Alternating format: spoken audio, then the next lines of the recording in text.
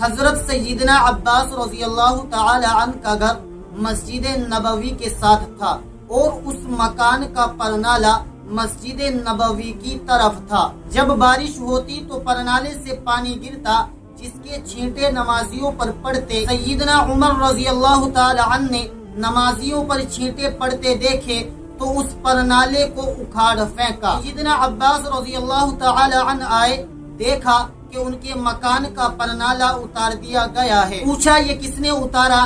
جواب ملا کہ امیر المومنین نے نمازیوں پر چھینٹے پڑتے دیکھے تو اسے اتار دیا۔ پھر اس کے بعد حضرت سیدنا عباس رضی اللہ تعالی عنہ نے قاضی کے سامنے مقدمہ دائر کر دیا۔ چیف جسٹس ابی ابن کعب رضی اللہ تعالی عنہ امیر المومنین یعنی حضرت عمر ابن خطاب رضی اللہ تعالی عنہ ابی ابن کعب رضی اللہ تعالی عنہ کی عدالت میں پیش ہوئے تو جج صاحب لوگوں کے مقدمات سن رہے ہیں اور سیدنا عمر رضی اللہ تعالی عنہ عدالت کے باہر انتظار کر رہے ہیں۔ کافی انتظار کے بعد جب حضرت سیدنا عمر رضی اللہ تعالی عنہ عدالت کے روبرو پیش ہوئے تو بات کرنے لگے، مگر ابی ابن کعب رضی اللہ تعالی عنہ نے روک دیا کہ پہلے مدعی کا حق ہے کہ وہ اپنا دعویٰ پیش کرے۔ یہ عمر رضی اللہ تعالی عنہ کے دور کے چیف جسٹس ہیں یعنی ابی ابن کعب رضی اللہ تعالی عنہ۔ حضرت سیدنا عباس رضی اللہ تعالی عنہ اپنا دعویٰ پیش کرتے ہیں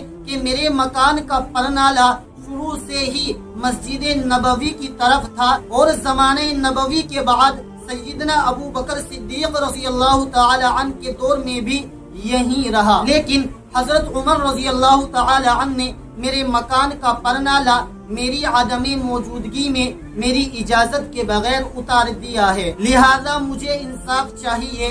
چیف جسٹس ابی ابن کعب رضی اللہ تعالی عنہ کہتے ہیں کہ آپ بے فکر رہیں، آپ کو انصاف ملے گا۔ قاضی نے سیدنا عمر رضی اللہ تعالی عنہ سے پوچھا کہ آپ نے حضرت سیدنا عباس رضی اللہ تعالی عنہ کے گھر کا پرنالہ کیوں اتارا؟ 22 لاکھ مربع میل کا حاکم کٹہرے میں کھڑا ہو کر کہتا ہے سیدنا عباس رضی اللہ تعالی عنہ کے مکان کا پرنالہ مسجد نبوی کی طرف تھا۔ جب بارش ہوتی ہے تو پرنالے سے پانی بہتا ہے اور چھینٹے نمازیوں پر پڑتے ہیں جس سے نمازیوں کو پریشانی ہوتی ہے، اس لیے میں نے اسے اتار دیا۔ حضرت ابی ابن کعب رضی اللہ تعالی عنہ نے دیکھا کہ سیدنا عباس رضی اللہ تعالی عنہ کچھ کہنا چاہ رہے ہیں، پوچھا آپ کیا کہنا چاہتے ہیں؟ سیدنا عباس رضی اللہ تعالی عنہ کہتے ہیں کہ یہ جس جگہ میرا مکان ہے یہاں رسول پاک صلی اللہ علیہ وسلم نے اپنی چھڑی سے مجھے نشان لگا کر دیا اور میں نے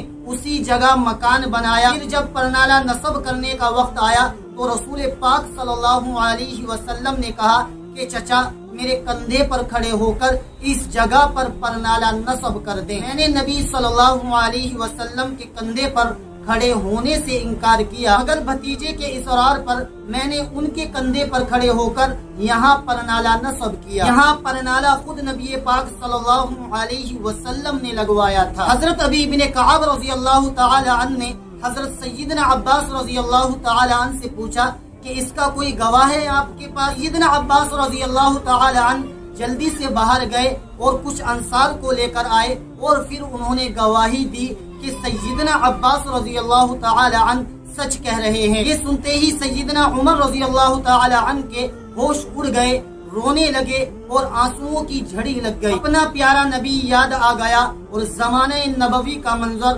نظروں میں گھوم گیا۔ عدالت میں سب کے سامنے یہ 22 لاکھ مربع میل کا حاکم سر جھکائے کھڑا ہے، جس کا نام سن کر قیصر و کسریٰ کے ایوانوں میں لرزہ طاری ہو جاتا تھا۔ پھر حضرت عمر رضی اللہ تعالی عنہ نے سیدنا عباس رضی اللہ تعالی عنہ سے کہا کہ مجھے نہیں معلوم تھا کہ یہ پرنالہ خود نبی پاک صلی اللہ علیہ وسلم نے لگوایا ہے، آپ چلیے میرے ساتھ، جیسے رسول پاک صلی اللہ علیہ وسلم نے یہ پرنالہ لگوایا تھا ویسے ہی آپ لگائیں۔ چشم کائنات نے دیکھا کہ وقت کا حاکم 22 لاکھ مربع میل کا حاکم دونوں ہاتھ مکان کی دیوار سے ٹکا کر کھڑا ہو گیا، بالکل اسی طرح جیسے رسول پاک صلی اللہ علیہ وسلم کھڑے ہوئے تھے۔